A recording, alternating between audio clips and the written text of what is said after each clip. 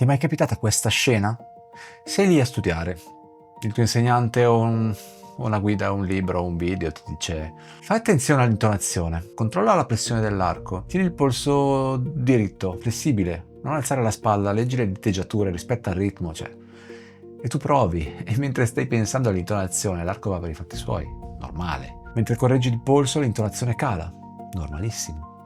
Mentre pensi alle spalle perdi il ritmo. È come cercare di tenere in equilibrio 6 piatti contemporaneamente. Appena ne sistemi uno, cade l'altro. Alla fine ti senti incompetente, ti senti stupido. Pensi che non riesci a fare più cose insieme, che ti manca la coordinazione, che forse il giro non fa per te addirittura. Voglio dirti una cosa, non è un problema tuo, è un problema di come funziona il cervello. Tutti i cervelli umani, senza eccezione. Quello che stai sperimentando ha un nome preciso nelle neuroscienze. Si chiama sovraccarico della memoria di lavoro ed è uno dei meccanismi più studiati e meglio compresi dell'intera psicologia cognitiva. Capire come funziona e soprattutto cosa fare per lavorarci è quello di cui parliamo oggi. Cos'è la memoria di lavoro? Partiamo dalla definizione. La memoria di lavoro è la parte della mente che gestisce le informazioni in tempo reale, mentre le stai usando attivamente. Non è la memoria a lungo termine, quella in cui conservi le canzoni che hai imparato da bambino o il nome del tuo primo insegnante o del tuo cagnolino. La memoria di lavoro è qualcosa di diverso, è la memoria del presente. È quella che usi mentre stai pensando. Immagina un piano di lavoro in una cucina, non il frigorifero. Quello è la memoria a lungo termine, dove conservi tutto. Il piano di lavoro è lo spazio su cui operi in questo momento. Puoi tenerci sopra una certa quantità di ingredienti, di pentole, di strumenti, ma ha una dimensione fissa. Lo sovraccarichi e non sai bene dove mettere le cose. La memoria di lavoro funziona esattamente così, ha una capacità limitata. E quella capacità è molto più piccola di quanto pensiamo. Per anni la psicologia cognitiva ha stimato che la memoria di lavoro potesse gestire circa 7 elementi di informazione simultaneamente. Questo numero viene da un paper classico dello psicologo George Miller del 1956 intitolato, con grande ironia, il magico numero 7, più o meno 2. 7 sembrava già poco, ma le ricerche successive hanno ridimensionato ancora questa stima. Nel 2001 lo psicologo Nelson Cowan ha revisionato i dati e ha concluso che il limite reale della memoria di lavoro è di circa 4 elementi. Non 7, 4. E in contesti di apprendimento complesso, come suonare uno strumento musicale, alcune ricerche più recenti suggeriscono che il limite operativo reale può scendere addirittura a 3 elementi, io ad esempio 2, 1 e mezzo. Ora, torna alla scena dell'apertura. Il tuo insegnante ti chiede di tenere sotto controllo 6 cose contemporaneamente. Il tuo cervello ne riesce a gestire 3, giusto? E già con fatica. Le altre 3 si perdono prima ancora di arrivare a destinazione. Non sei disattento, non sei incapace, hai semplicemente un cervello umano. Quando la memoria di lavoro satura, il cervello non si ferma, continua a funzionare, ma in modalità emergenza. Prima cosa, il cervello inizia a eliminare informazioni. Non le informazioni meno importanti, attenzione, le informazioni meno recenti. Quelle che sono entrate per prime vengono buttate nella spazzatura. Questo è involontario e automatico. Seconda cosa, la qualità dell'elaborazione cala drasticamente. Invece di processare ogni informazione in profondità, analizzarla, confrontarla, integrarla, il cervello la sfoglia superficialmente, passa da un elemento all'altro senza mai fermarsi abbastanza a lungo su nessuno. Ti sarà capitato sicuramente anche a te che senti che stai suonando ma stai rincorrendo qualcosa e stai perdendo pezzi mentre suoni, perdi continuamente intonazione, senti l'arco che sballa. Credo proprio che tu l'abbia provato. Terza cosa, aumenta la probabilità di errore. Con la memoria di lavoro satura, il sistema esecutivo del cervello lavora sotto stress, la corteccia prefrontale è come un direttore di orchestra. Se sovraccaricato perde il filo, fa segnali sbagliati, si confonde. Questo spiega qualcosa che probabilmente hai vissuto molte volte. Hai un passaggio difficile, lo studi lentamente, con attenzione, funziona. Poi lo acceleri un po' e inizia a sgretolarsi. Non è che hai perso la tecnica, è che la velocità maggiore, la memoria di lavoro, deve gestire più informazioni per unità di tempo e satura prima. Il passaggio non è ancora automatico e abbiamo fatto la frittata. Richiede ancora elaborazione cosciente e quando le risorse cognitive finiscono, finisce anche il controllo. Esiste una strategia precisa per lavorare con questo limite invece di combatterlo. Si chiama chunking. Dall'inglese chunk significa pezzo, frammento. Il chunking è il processo attraverso cui il cervello raggruppa più elementi separati in un'unica unità. Un pacchettino che occupa un solo slot quindi nella memoria, invece di molti. Faccio un esempio fuori dalla musica per rendere l'idea. Immagina di dover memorizzare questa frequenza di lettere.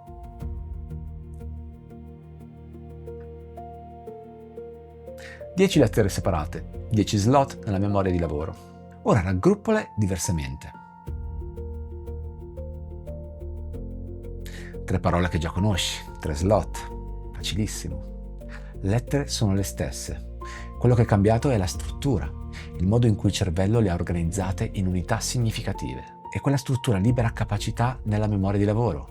Nella musica funziona in modo identico. Un violinista alle prime fasi di apprendimento di un passaggio vive ogni elemento come separato.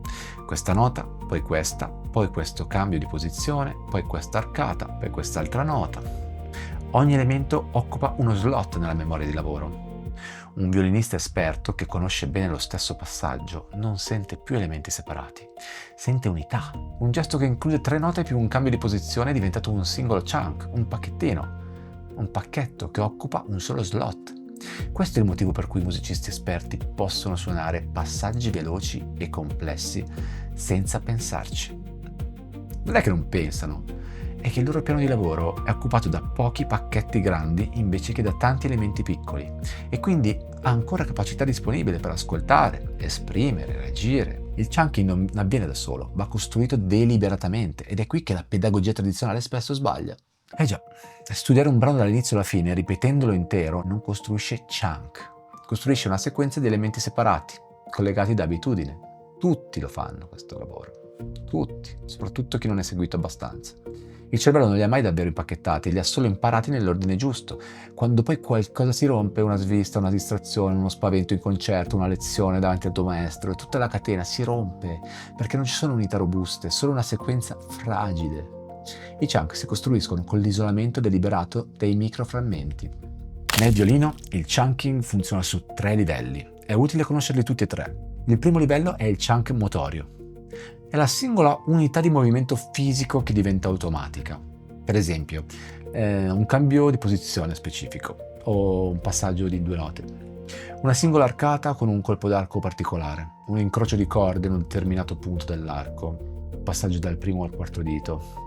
Questo chunk si costruisce isolando quel gesto, studiando lentamente fino all'automatismo e solo allora collegandolo a ciò che viene prima e dopo. Il secondo livello è il chunk sonoro, è l'immagine uditiva di un frammento, il suono che quel pezzo deve fare nella tua testa. Indipendentemente dal movimento fisico, quando senti interiormente una frase musicale prima di suonarla, stai accedendo a un chunk sonoro. Questo livello è spesso ignorato nello studio tradizionale, ma è molto fondamentale. Un violinista che sa esattamente come deve suonare un passaggio, che lo sente dentro prima di muoversi, ha un punto di riferimento chiaro a cui mirare. Il sistema motorio riceve un obiettivo preciso, la coordinazione migliora. È molto importante il secondo. Il terzo livello è il chunk espressivo, è l'intenzione musicale, il carattere, il fraseggio. È bellissima questa cosa, l'emozione di un'intera frase o sezione. Questo è il livello più alto del chunking. Quando un passaggio è diventato un chunk espressivo, non pensi più alla nota, ai movimenti, pensi solo alla musica, pensi solo alla emozione che ti deve trasmettere il passaggio. Questo è l'obiettivo finale di ogni lavoro tecnico. Liberare abbastanza spazio nella memoria di lavoro per poter pensare solo alla musica. C'è un'idea diffusa secondo cui i musicisti esperti siano capaci di multitasking, gestire molte cose contemporaneamente. Sì, in un certo senso sembra vero, ma è una bufala. Quello che sta succedendo non è multitasking, è chunking. Il cervello umano non elabora più flussi cognitivi complessi in modo simultaneo. Quello che sembra multitasking è sempre una rapida alternanza dell'attenzione. Oppure nei casi di vera expertise è la conseguenza del fatto che la maggior parte delle operazioni sono diventate automatiche e non richiedono più elaborazione cosciente. Il violinista esperto non sta pensando all'intonazione mentre suona un passaggio difficile, l'intonazione di quel passaggio è già automatizzata. È diventata un chunk motorio sonoro che non richiede più attenzione, ma zero. L'attenzione è libera di occuparsi dell'espressione musicale. Questo è il livello più bello. Questo è il vero obiettivo del chunking, non fare più cose insieme, ma ridurre quante cose richiedono ancora attenzione. Eccoti l'esercizio pratico di questo video. Puoi applicarlo nella prossima sessione di studio su qualsiasi passaggio su cui stai lavorando. Primo passo, identifica il microframmento problematico. Non il brano intero, non la frase intera. il punto esatto in cui qualcosa non funziona. Spesso è un singolo cambio di posizione, oppure un singolo incrocio di corde, passaggio dall'1 al quarto dito, di solito un po' complesso, una singola arcata su una nota lunga, cercando il suono bello. Togli tutto il contesto, suona solo quello, anche se sono solo 2 note, anche se dura 1 secondo. Lavora su quel secondo finché non è automatico, finché non riesci a suonarlo senza pensarci, con intonazione stabile e senza tensione. Quello è il tuo primo chunk motorio. Passo numero 2. Costruisci il chunk sonoro. Prima di risuonare quel frammento, fermati un momento, senza il violino, senza arco, senza nulla, e canta. O immaginalo interiormente se ti vergogni. Immagina il suono esatto che vuoi riprodurre, l'altezza delle note, il timbro, il volume, la quantità di arco. Questo sembra semplice, ma è una delle cose più trascurate nello studio quotidiano. Costruire l'immagine sonora prima del movimento fisico dà al sistema motorio un obiettivo chiaro e riduce enormemente il numero di errori nelle ripetizioni successive.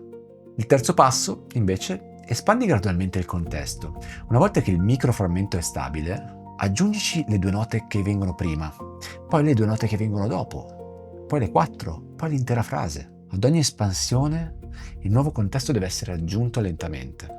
Se il passaggio si rompe quando aggiungi il contesto, il chunk non è ancora abbastanza solido. Torna al microframmento. Questo processo sembra lento, lo so. La prima settimana sembrerà che stai andando più piano di prima. La seconda settimana inizierai a vedere la differenza.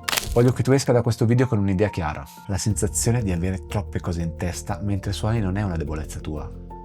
È la condizione di default di chiunque stia imparando qualcosa di complesso, con un cervello che ha risorse limitate. Sta imparando a suonare il violino. La differenza tra chi sembra naturalmente dotato e chi fa fatica non è quasi mai una questione di capacità, è quasi sempre una questione di quanto materiale è già diventato automatico, quanto è già stato impacchettato in chunk che non richiedono più attenzione cosciente. Costruire ciò deliberatamente con il metodo che ti ho descritto è il modo più efficiente per accelerare questo processo. Nel prossimo video affrontiamo qualcosa che potrebbe sembrarti controintuitivo. Ti mostrerò che il metodo di studio che dà la sensazione di funzionare meglio, quello in cui ripeti la stessa cosa per lungo tempo e senti che migliori, è in realtà uno dei metodi meno efficaci in assoluto per l'apprendimento a lungo termine. Ti spiego perché e cosa fare invece. È forse il video più sorprendente della serie. A presto.